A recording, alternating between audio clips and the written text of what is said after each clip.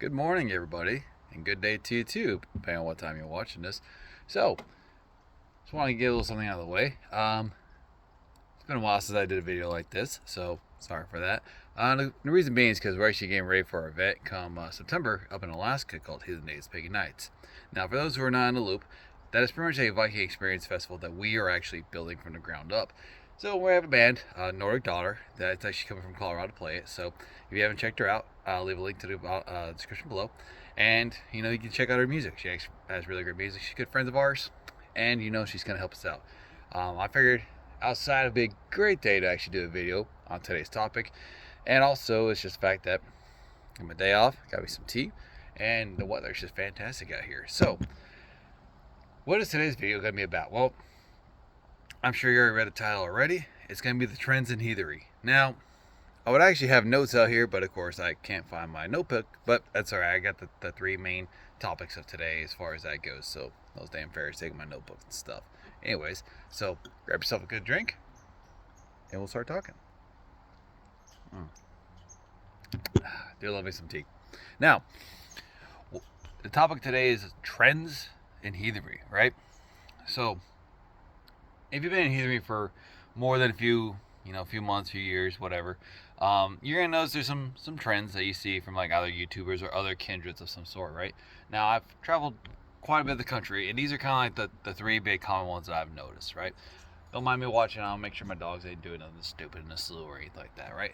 So, one of the big ones that I've been noticing, and this is a very common trend, and if you actually been to any other kindreds or any other groups, covens or anything like that, that there is a need or desire to either buy some land, build a hof, or make a sacred space for the whole community kind of thing, right? Now, and this is actually probably the most common one that I've actually seen, right?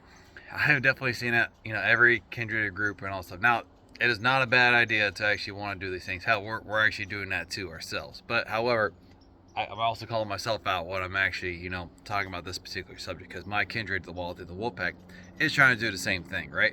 Now, why I'm talking about it is becoming a trend, and it's a good trend to actually have. However, there's kind of a caveat to that, right? So you can probably go to these other groups, including myself, my group as well, and you'll notice that there is a need for a sacred space or a place for all pagans, heathens, and stuff.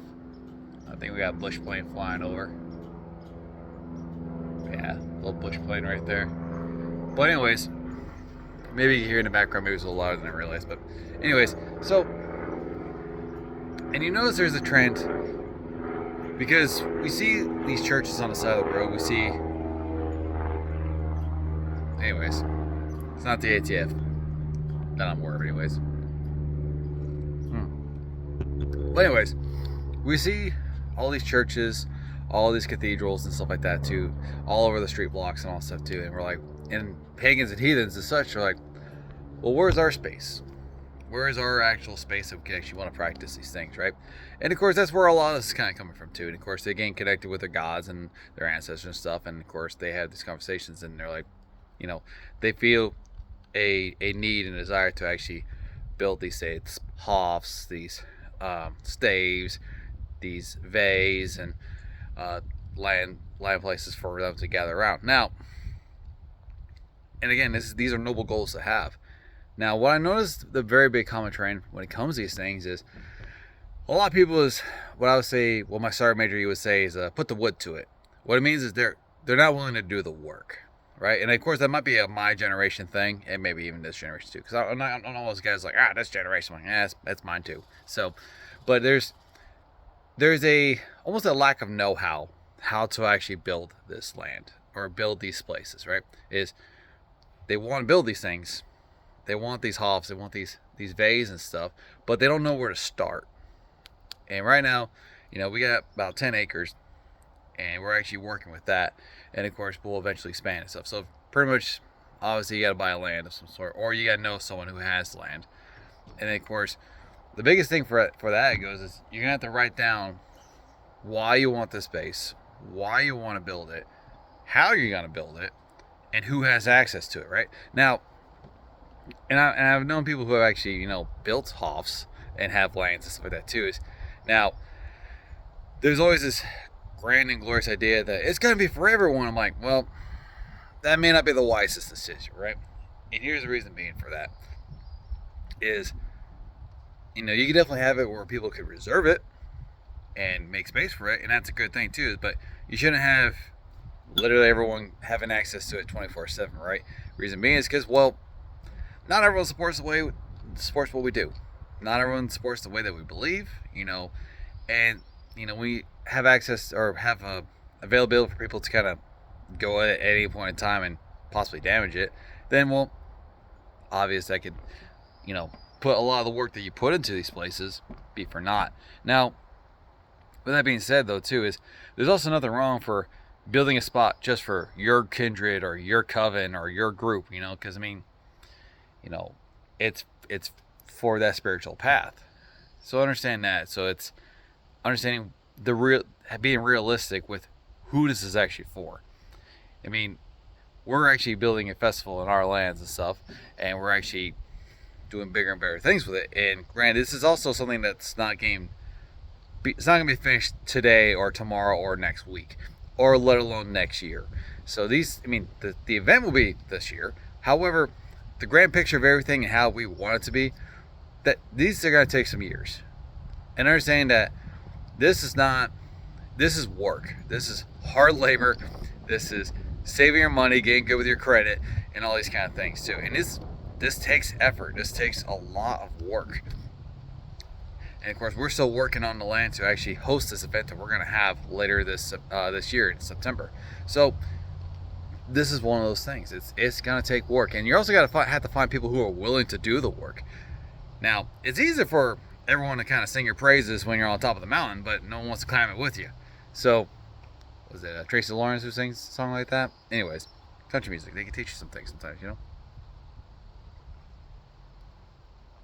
But, and that's kind of the thing too, is trying to find like-minded people who want to build these things with you, or who is also willing to build these things with you.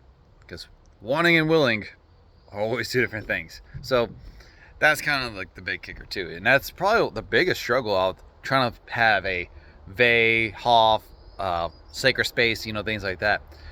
Now, not to be confused with personal space and stuff like that too, but like a sacred space, like you actually have a lot of land for like your group to actually gather around, be around a campfire or bonfire or just, you know, whatever. Again, the people who are willing to put the work versus those who are wanting to celebrate after the fact. Now, don't get me wrong, if you're gonna want to do these things, if it's for just your group, then make it just for your group. But understand that if you want to make it for something bigger than just your group, i.e. a bigger scale thing, the community, the people outside of your actual immediate circle and community got to help out as well. You know, your inner guard and outer guard, your inner circle, your outer circle, you know, you gotta have you gotta be good with everybody. You gotta make some alliances. You gotta make some friendships to actually make these kind of things happen. And that's what we're actually doing too. We're teaming with other kindreds and stuff to actually make this event happen, and also help build these things to actually make it happen as well. So there's a lot of work that's involved. So, but I think we kind of beat that one down to a pulp. But understand it too. It's like, if you're gonna make the sacred space though too, this isn't like, you know, this chosen one syndrome too. We gotta kind of watch out for that too, right? So one thing too, and this is kind of one thing I've ever watched listen to a podcast. Kind of forgot the podcast though, but it's talking about the whole trying to build the hall, get some land or whatever, and you know, this whole concept of the gods chose me to build this thing. I was like, well, that's not quite right. Pretty much our gods and our ancestors talk to all of us and say, hey, the community needs to build these things. It ain't like, hey, you Joe Snuffy, you're the chosen one, you must make the greatest Hoff or the greatest Vey or the greatest coven for everything. That's not how that works. Because the gods ask, it depends on who answers. So think of it that way, right? So if someone says, the gods chose me to build this Hoff, I'm like, yeah, they ask a lot of people. It's just who's willing to answer. So if you got someone who's wanting to build a Hoff or building some land or whatever, they have this little chosen one syndrome, kind of want to do one of these things. All right, and to some of our group, right? So no chosen one syndrome. We don't need that stuff. No chosen. Yeah. But anyways, I think we beat that one down to a pulp, right? So I guess the next one, and this actually goes in line with the actual topic of building a hof or building land and stuff like that, is, and this is also another trend that I've been noticing as well, the trend of wanting to be a non-profit, right? Now, don't get me wrong. For a group, coven, kindred, clan, whatever you want to call it, want to be a non-profit organization, that's actually a good thing, right? Now, but here's the thing. A lot of people are trying to use it as a way to make them more legitimate as a group, right? Pretty much what like a 501c does as a non-profit organization, that pretty much just dictates how you do your taxes. In your government, and the U.S. government recognizes you as a non-profit organization. It just manages your taxes. Now, it's just the government recognizes you. That's all it is, right? So just because the government recognizes you as a kindred group that says you're a 501c religious exemption, that doesn't mean like the rest of the community is welcoming to you whatsoever, right? So, for example, if you're in a 501c group and you think you're, the most official group of official groups that there is, well, that's not how that goes. It doesn't delegitimize any other groups that don't have their 501c, right? So you don't need a 501c to actually be legitimate or not. That's not how that works. Because you got to think though too, our ancestors, our gods and all that stuff too, in other groups across the country and across the world, they don't, even before the government that we know it now, would recognize it with their form of government, sure, but they also would recognize it as a community aspect of things. So, if anything, your group should be recognized by other communities before you try to recognize it by the government.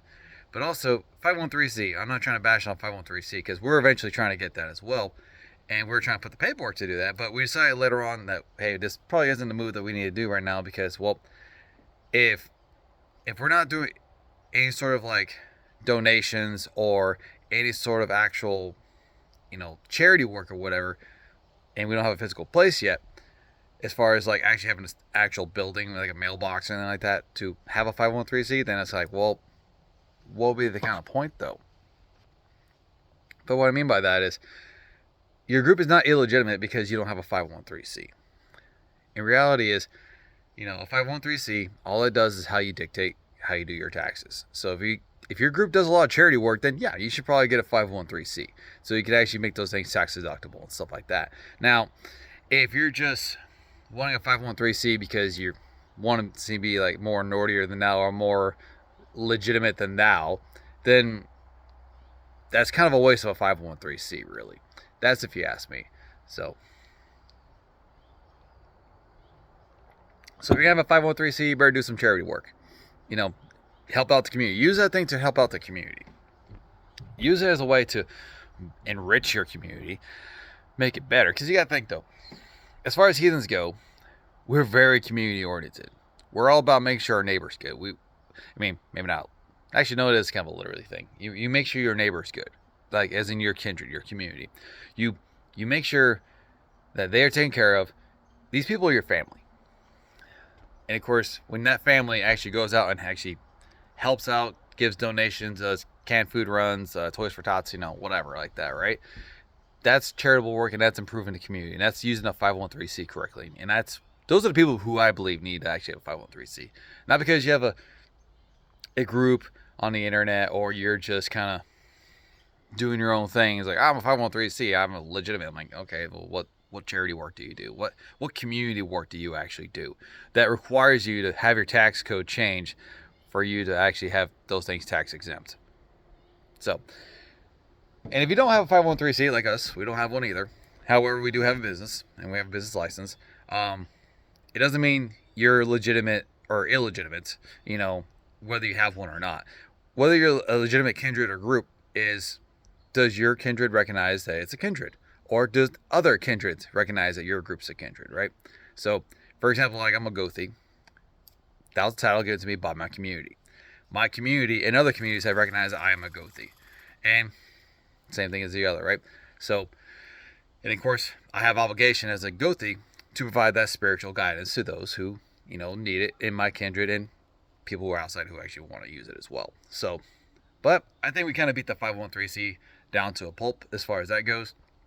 Now, the last one I want to talk about, and this is kind of like a recent one, kind of, is the whole Valhalla is a capitalist construct or is made up by a king kind of deal.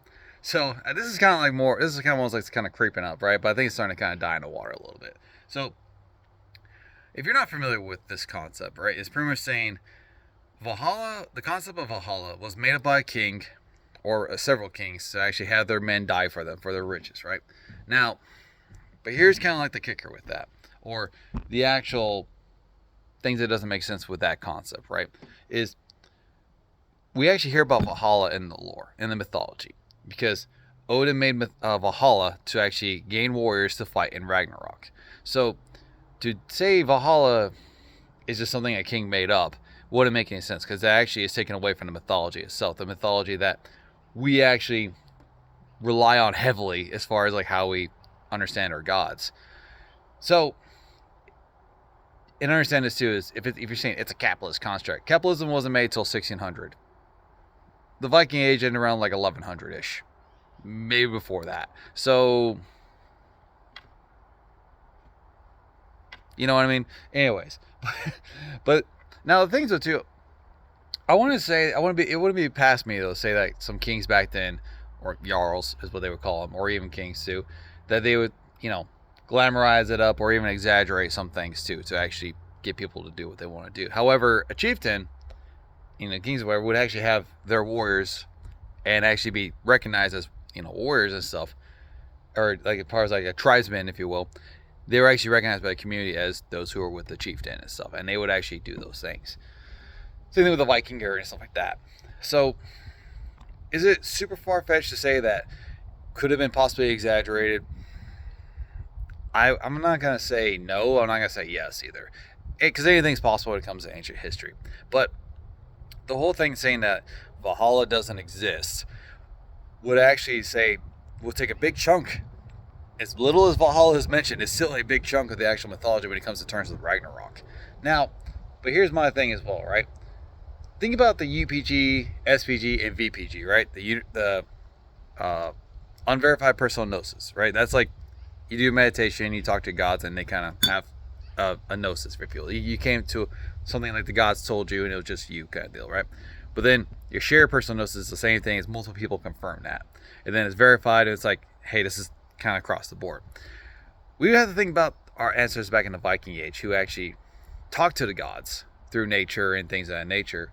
Things that double negative on nature, but sorry for my grammar. Anyways, but what I'm trying to say though too is our ancestors also did talk to the gods, and we also understood that Valhalla was a thing because they actually talked to the gods. They actually talked to Odin. And they had to get the tales from somewhere. They had to get the mythology from somewhere. But I think also that construct too is the whole Valhalla being a made-up construct. I believe that also has somewhere to do with these new pagans and heathens are actually coming in, and of course they're inserting their political beliefs, or they're trying to put modern political beliefs into ancient understanding of how the world actually worked. So, and then I actually got my own total video on that subject alone. And that's pretty much going to be the atheist and Christian influence on heathenry, because we all talk about the heathen influence in Christianity and stuff, but we're going to talk about the other way around. I mean, new members who came from Christianity or atheist points of view are going to be, being discussed, and why they're actually affecting how heathenry and paganism is viewed as today. Now, with that being said too, is like, there is actually a trend of politicizing our movement, right? Whether it's the super crazy far left, the super crazy far right, they're trying to insert their political views in a modern sense and try to understand the ancient world. Now, some of it, you can't, in some ways they are correct, but a lot of it is like they'll take a small bit and blow it out of proportion, when in reality the ancient world is a lot more complex than we actually understand it to be. So, and again, that's a later video for another later time. However, I think we actually can end this video on this note, though, as far as understanding the actual trends in heathenry. Now, why am I doing trends in heathenry? Is, for example, right, is as this way of life develops, as this way of life becomes more popular with the younger generation and people, just older people coming into this, we understand that there is going to be trends, right? I remember one of the trends being like the whole, everyone saying, you're not Viking. I'm like, no shit, right? It's, I don't have an axe or a beard or, you know, weird things like that, right? Or I don't go on sea raids or anything like that, right? That title doesn't exist anymore. But there's also, you know, almost like a point to prove who is right or who is wrong as far as like that stuff goes. But we gotta understand the trends too, because understanding the trends is understanding that where our way of life is starting to actually shift for the good or the better, or the worse or the even worse.